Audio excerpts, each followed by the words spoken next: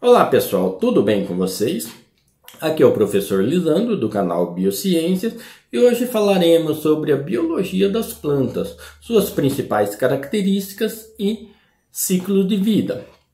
As plantas evoluíram a partir de algas verdes há aproximadamente 450 milhões de anos atrás. Num determinado momento, esse grupo apresenta uma novidade evolutiva, que é a presença de embrião protegido, e dessa forma então dá condições para que esse grupo conquiste os espaços terrestres e torne esse espaço também favorável para outras espécies que vieram depois. As plantas, elas apresentam características como células eucariontes. Suas células são providas de parede celular, são organismos autótrofos fotossintetizantes, apresentam tecidos, portanto são multicelulares, apresentam clorofila do tipo A e B, substâncias acessórias como carotenoides e ficobilinas, são seres que apresentam plastídeos, organelas, em forma de plastídeos, que são, por exemplo, leucoplastos, cloroplastos, cromoplastos e outras para reserva de alimento, e apresentam alternância de gerações, ou seja, durante o ciclo de vida uma fase é assexuada por germinação e outra sexuada por fecundação de gametas.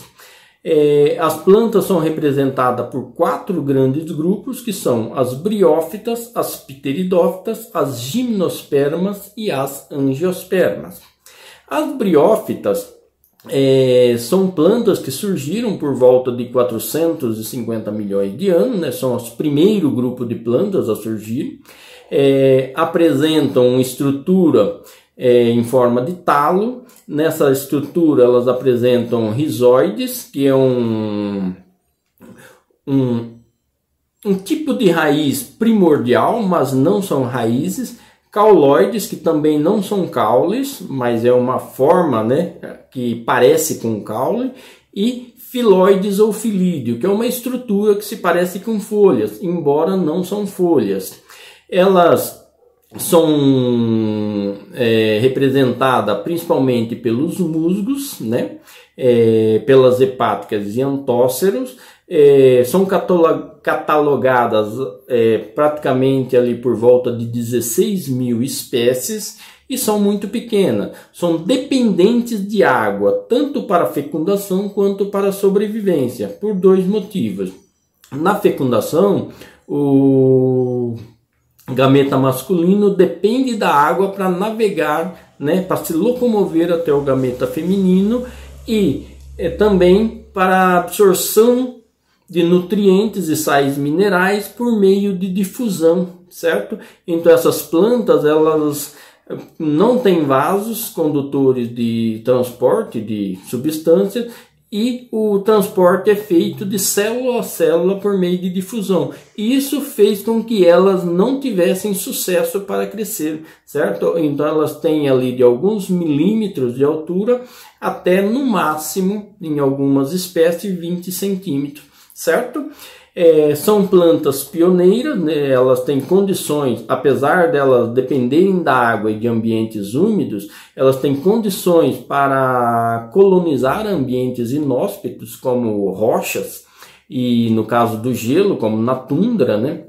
Então são sempre as briófitas que começam, né, o ciclo da vida, né, naqueles ambientes, e também podem ser bioindicadores, né, de poluição e de toxicidade no solo. Por elas serem muito sensíveis, então elas acabam morrendo quando o solo é contaminado, e isso indica, então, é um bioindicador de que alguma coisa está errada naquele ambiente, certo?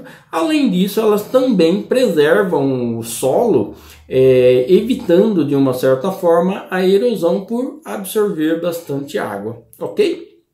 Então, o ciclo evolutivo de uma briófita. Então eu coloquei a figura aqui e vamos entendendo passo a passo como é que ele funciona. A fase sexuada desse ciclo inicia-se com a produção dos gametas nos gametófitos, que são essas plantinhas, que são diploides. Em geral, os gametófitos apresentam sexos separados, ou seja, são dioicos, tem o gametófito feminino e o masculino. O gameta masculino, chamado anterozoide, é formado em uma estrutura chamada anterídeo. O anterozoide tem flagelos para locomover-se na água. O gameta feminino, a oosfera, é formada dentro de uma estrutura chamada arquegônio. Na presença de água, o anterozoide locomove-se até a oosfera e fecunda. E surge assim um zigoto que vai dar origem a um esporófito, ou seja, uma pequena plântula. Surgiu então com a parte sexuada do ciclo. A fase assexuada inicia-se no esporófito maduro, que é quando ele cresce. Os esporos são formados dentro de estruturas denominadas esporângios, em forma de cápsula, onde ocorre meiose. Quando esses esporos estão maduros, os esporângios rompem-se e liberam os esporos, que podem germinar e originar novos gametófitos e assim reiniciar o ciclo. Nas briófitas, o gametófito é a fase duradoura e o esporófito é a fase efêmera, pois morre após liberar os esporos. Já as pteridófitas surgiram aproximadamente aí 410 milhões de anos, entre 400 e 360 milhões de anos. Tem catalogado hoje aproximadamente 12 mil espécies e são representadas pelas samambaias, principalmente as samambaias, avencas, xaxim, samambaia sul, entre outras, como cavalinha e outros tipos de plantas. As pteridófitas já apresentam em sua estrutura raiz, caule e folhas. Não apresentam nem sementes, nem flores e nem frutos, certo? Mas elas apresentam uma novidade evolutiva, que é a presença de vasos condutores. Então, portanto, elas têm uma estrutura muito mais elaborada de transporte de substância do que as briófitas. E isso fez com que essas plantas crescessem bem mais do que as briófitas. Hoje não há espécies tão grandes, mas já há espécies extintas de pteridófitas que chegaram a medir de 20 a 25 metros de altura, graças à presença de vasos condutores. Esses vasos condutores podem ser de dois tipos, xilema e floema. O xilema conduz água e sais minerais da raiz até as folhas, ou seja, ela surge na raiz e vai até as folhas, distribuindo por toda a parte da planta. Já o floema, ele transporta a seiva elaborada, que é a matéria orgânica produzida a partir da fotossíntese, ou seja, açúcares, carboidrato. Portanto, eles surgem das folhas e transportam para o resto da planta, ou seja, de cima para baixo, ao contrário do xilema, certo? As pteridófitas são muito importantes, como plantas ornamentais, como a samambaia, por exemplo, mas também como fornecedor de algumas substâncias, como remédios e até como biorremediadores. Então há alguns tipos de espécies de samambaia que têm capacidade de degradar arsênico do solo, ou seja, quando o solo é tóxico, tem produtos tóxicos como arsênico, essa samambaia consegue quebrar essa substância em outros substratos, formando, biorremediando aquele solo. Elas também foram importantes para a formação do carvão mineral, pois há milhões de anos atrás, na época no período do Carbonífero, por situações ambientais, de alguma forma, florestas inteiras de pteridófitas foram soterradas e durante, né, e esse soterramento por milhões e milhões de anos transformaram, né, aquelas plantas em carvão mineral, certo? As pteridófitas, assim como as briófitas, também dependem da água para a fecundação, portanto elas necessitam de locais úmidos, certo? E o ciclo de vida das pteridófitas. Então, como está na figura aqui, né, vamos acompanhar. A fase sexuada inicia-se no prótalo, que é uma estrutura que contém o anterídeo, que produz os anterozoides, que é o gameta masculino, e o arquegônio, que produz a oosfera, que é o gameta feminino. Por meio da presença de água, o anterozoide se locomove até a oosfera, fecundando-a, e assim forma o embrião que se desenvolve até formar uma samambaia, chamada de esporófito jovem, 2N. Aí começa então a fase assexuada. A planta cresce e amadurece, formando uma estrutura chamada soros na parte inferior da flor, que são os esporângios. Esses esporângios contêm os esporos em seu interior, que sofrem meiose. Esses esporângios então se rompem e liberam os esporos no ambiente. Esses esporos, ao encontrar situações favoráveis, germinam, formando novamente um prótalo, e assim o ciclo se reinicia. A fase duradoura das pteridófitas é o esporófito, ou seja, a fase assexuada. E a fase curta é o gametófito, ou seja, a fase sexuada. Certo?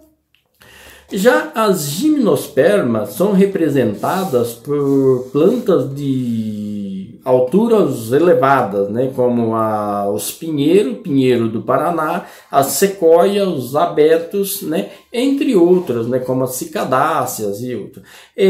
São grupos de plantas com poucas espécies, né? Então hoje tem catalogado aproximadamente 1000 espécies de gimnospermas, né? E elas surgiram há aproximadamente 350 milhões de anos, certo? As gimnospermas já apresentam sementes, né? Numa estrutura chamada estróbilo, que é aquela estrutura que a gente chama de pinha, certo? Que contém aquela semente, que é o pinhão, né? Que inclusive nas festas juninas se usa muito, né? Come-se aquilo, né? Inclusive é muito bom para comer, certo? Então aquela é a semente das gimnospermas. As gimnospermas, elas têm uma importância muito grande na produção de madeira, né, como a sequoia, né, para a fabricação de móveis, de casas, lá em países como os Estados Unidos e o Canadá. Também é muito importante na produção da celulose e de papel, de goma e alguns tipos de cola, e também na produção de desinfetantes, de algumas resinas, certo? A partir das gimnospermas também foi possível a fossilização de alguns insetos de milhões de anos pela formação de resinas que formaram o âmbar, né? Então muito, né, como ela tem aquela seiva que desce, né, na forma uma resina que vai formar o âmbar, muitos daqueles insetos ficaram protegidos ali dentro e foram descobertos milhões e milhões de anos após, certo? Então elas tiveram também uma importância na pesquisa evolutiva de alguns tipos de animais, ok? Embora ainda não é considerado, mas alguns cientistas já consideram o estróbilo como uma espécie de flor rudimentar, mas ainda não está dentro dos padrões, certo? Mas pode ser que no futuro elas também são consideradas como plantas que têm presença de flores, mas ainda não, ok? Então vamos entender o ciclo reprodutivo das gimnospermas, ok? Então vamos acompanhar a figura ali. O pinheiro é um esporófito. Os esporângios ficam localizados em estróbilos, que podem ser masculinos ou femininos. Os estróbilos masculinos são produzidos esporos masculinos, que por serem menores que os femininos recebem o nome de micrósporos. cada micrósporo se desenvolve em um grão de pólen. O estróbilo masculino é aquele que dá nas pontas dos galhos dos pinheiros, certo? São menores, pequeninos. O grão de pólen das gimnospermas é leve e facilmente transportado de uma planta a outra pelo vento. O transporte do grão de pólen até o estróbilo feminino é chamado de polinização. Então aqui já se dá a técnica da polinização das plantas, que também vai proporcionar uma conquista ambiental muito grande dos espaços terrenos. Nos estróbilos femininos existem estruturas multicelulares chamadas óvulos, que são gametas femininos. Dentro de cada óvulo está o esporângio feminino, que produz o megásporo. Por ser maior, é chamado de megásporo, que é a pinha, ou seja, aquela estrutura maior, chamada estróbilo feminino, onde está, inclusive, o pinhão. Cada megásporo dá origem a um gametófito, que fica contido no interior do óvulo. O gametófito produz a oosfera, que é o gameta feminino. Uma vez junto ao óvulo, o grão de pólen desenvolve-se e dá origem ao tubo polínico, que é o gametófito masculino. Dentro desse tubo polínico são produzidos então 2 gametas masculinos, chamados de núcleos espermáticos, que correspondem aos anterozoides encontrados nas briófitas e pteridófitas, certo? Apenas um desses núcleos espermáticos irá fecundar a oosfera. O outro se degenera e morre, certo? A fecundação dá origem, então, ao zigoto, que após sucessivas mitoses origina o embrião. Então aqui nós falamos da parte sexuada do ciclo, certo? Após a fecundação e a formação do embrião, o óvulo converte-se em semente. A semente é formada por 3 partes. O tegumento, que é a casca, que é a parte externa, que protege o embrião que vai dar origem ao esporófito, que é um pequeno filete dentro do pinhão, no caso, lá da semente, certo? E a reserva de alimento, que é um tecido gametofítico feminino, ou seja, aquele tecido ele dá origem então ao endosperma, que é uma forma utilizada como reserva nutritiva pelo embrião durante a germinação. Então, quando você pega o pinhão, tem a parte da casca, aí tem aquela parte da castanha que a gente come. Se você cortar aquela castanha no meio, lá dentro você vai ver tipo um filetinho. Aquele filete é o embrião, certo? Que vai dar origem, então, a uma nova planta. Ou seja, a partir daqui, então, vai surgir o que? A germinação, certo? E aí vai ser por forma assexuada, ok? Vamos falar, então, das angiospermas.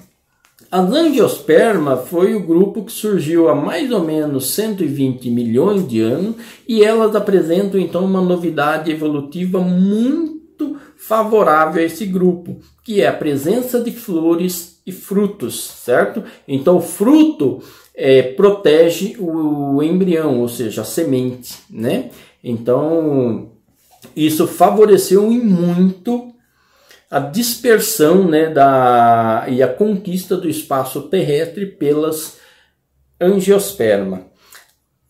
Há mais ou menos, hoje catalogada, cerca de 270 a 300 mil espécies de angiosperma, ou seja, a maioria das plantas que existem no planeta são angiosperma. Então a chance de você se encontrar com uma angiosperma é muito grande, certo? Elas apresentam raiz, caule, folhas, flores e frutos e sementes, certo? Então eu coloquei aqui a imagem de uma flor. Então a flor ela apresenta o pedúnculo, que é essa haste. Depois vem umas folhinhas verdes modificadas que são chamadas de sépalas, que formam o cálice. Então todas elas vão formar o cálice, cada uma delas é uma sépala. Depois vem as pétalas, que vão formar a flor, e o conjunto dessas pétalas vai formar a corola, e depois nós temos aqui a estrutura feminina e a estrutura masculina. A estrutura feminina é formada pelo ovário, pelo estilete e pelo estigma, que vai formar o carpelo, e um conjunto dos carpelos vai formar o gineceu. Já a estrutura masculina é formada pelo filete e pela antera, que juntos vão formar o estame, e o conjunto dos estames vão formar o androceu, certo? E vamos agora que nós entendemos como é a estrutura de uma flor, vamos ver o ciclo de vida de uma angiosperma. Então acompanhe comigo aqui na figura. O esporófito é a fase duradoura nas angiospermas. Nas anteras dos estames existem esporângios que produzem micrósporos, esporos masculinos M. Os micrósporos dão origem aos grãos de pólen, que são gametófitos imaturos formados por duas células. No interior do ovário existe uma ou mais óvulos contendo esporângios. Por meiose são produzidos 4 megásporos, esporos femininos, dos quais apenas um sobrevive. Quando o grão de pólen atinge o estigma da flor, uma de suas células produz o tubo polínico, que cresce em direção ao óvulo. A outra célula masculina se divide e dá origem a 2 gametas masculinos.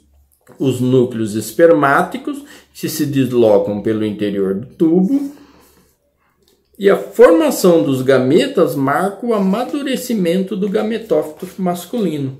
O megásporo sobrevivente, divide-se por mitose e dá origem ao gametófito feminino, chamado saco embrionário. Esse gametófito é formado por 8 células, uma oosfera, 2 núcleos polares e mais 5 células chamadas 3 como antípodas e 2 como sinérgides. Ao contrário das gimnospermas, os 2 núcleos polares são funcionais, ocorrendo um fenômeno biológico exclusivo das angiospermas, que é a dupla fecundação. Ou seja, então nós vamos ver que há 2 fecundações ocorrendo aqui. Um dos núcleos espermáticos vai fecundar a oosfera, dando origem ao embrião diploide. O outro núcleo espermático vai fundir-se aos 2 núcleos polares, originando um tecido triploide, 3 Ns. Então lembre aqui, diploide, 2 cromossomos do mesmo número, triploide 3, certo? Denominado albúmen ou endosperma, que nutre o embrião durante a germinação. As outras células do saco embrionário degeneram-se e morrem. Após a fecundação, o ovário da flor ganha volume e cresce formando o fruto, dentro do qual se encontra a semente. Assim, o fruto é originário do ovário e a semente do óvulo. Então, vocês perceberam que ali houve 2 fecundações? Uma fecundação formou o embrião e a outra fecundação formou o endosperma, certo? Então foi dupla fecundação. Então aqui nós terminamos as plantas. Só lembrando que as angiospermas, elas têm uma importância fundamental, Porque desde alimentação, remédios fitoterápicos, madeira, Então, quer dizer, alimentação, tanto bebidas como comidas, então elas são importantes em quase tudo na nossa vida, certo? Então, aqui nós terminamos a nossa aula. Se você gostou, deixe o seu joinha. Qualquer dúvida, por ser um assunto até um pouco mais complexo, você pode escrever aqui embaixo que eu responderei.